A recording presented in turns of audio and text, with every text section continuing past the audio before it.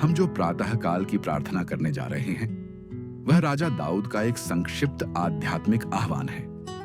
यह प्रार्थना दर्शाती है कि दाऊद प्रभु से अपने हृदय की गहराई से निवेदन करते हैं कि उनके उच्चवासों को सुना जाए, उन्हें सुरक्षा और आशीर्वाद प्राप्त हो और दुष्टों के खिलाफ न्याय हो। दाऊद स्पष्ट करते हैं कि प्रभु सच्चे भक्तों को अपनी कृपा की ढाल से सुरक्षित रखते हैं। इस प्रकार यह संदेश मिलता है कि सच्ची भक्ति और समर्पण ही जीवन में शांति और आनंद का मूल आधार है। तो चलिए हम प्रार्थना की शुरुआत करते हैं।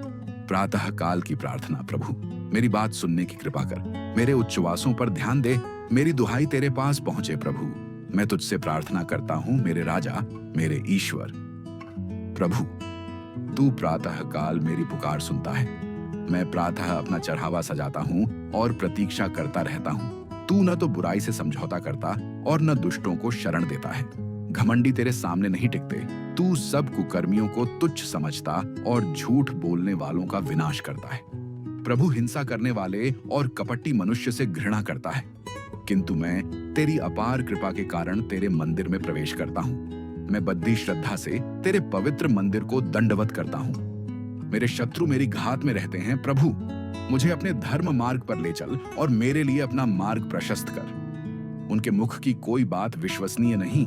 उनका हृदय दुष्टता से भरा है। उनका गला खुली हुई कब्र है और उनकी जिह्वा चाटुकारी करती है। ईश्वर, उन्हें अपराधी घोषित कर। उनकी योजनाएं विफल हों। उनके बहुत पापों के कारण उनका परित्याग कर, क्योंकि उन्होंने तेरे विरुद्ध विद्रोह किया है। जो तेरी शरण जाते हैं वे सब आनंद मनाएंगे। जो तेरे नाम के प्रेमी हैं वे आनंद के गीत गाएंगे। प्रभु, तू ही धर्मी को आशीर्वाद देता है। तू अपनी कृपा की ढाल से उसकी रक्षा करता है। नीचे राजा दाऊद की इस प्रार्थना का लंबे अर्थ में विस्तृत सारांश और निष्कर्ष प्रस्तुत है।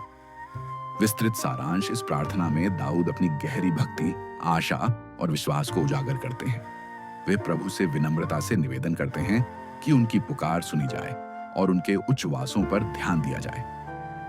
दाऊद बताते हैं कि वे प्रतिदिन प्रातःकाल अपना चढ़ावा सजाकर प्रभु के चरणों में उपस्थित होते हैं, यह दर्शाते हुए कि दिन की शुरुआत में ही ईश्वर के प्रति समर्पण कितना जरूरी है।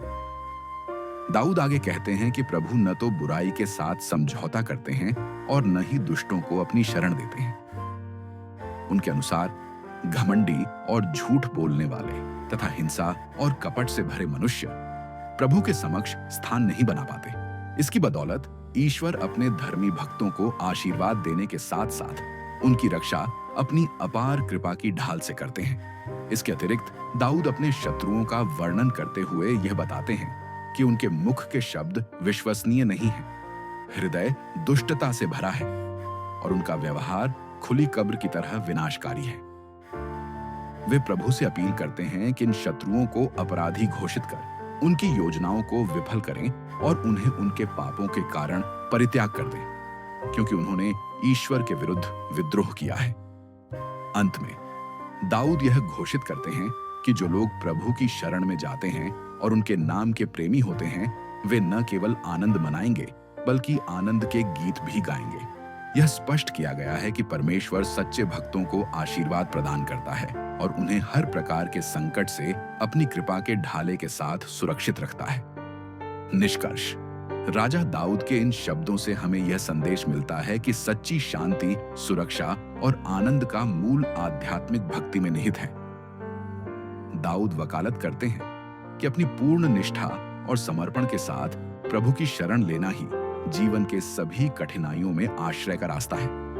वे स्पष्ट करते हैं कि ईश्वर दुष्टों और घमंडियों को अपने सामने स्थान नहीं देते, बल्कि उनके द्वारा किए गए पापों के कारण उन्हें न्याय के कटघरे में ले आता है।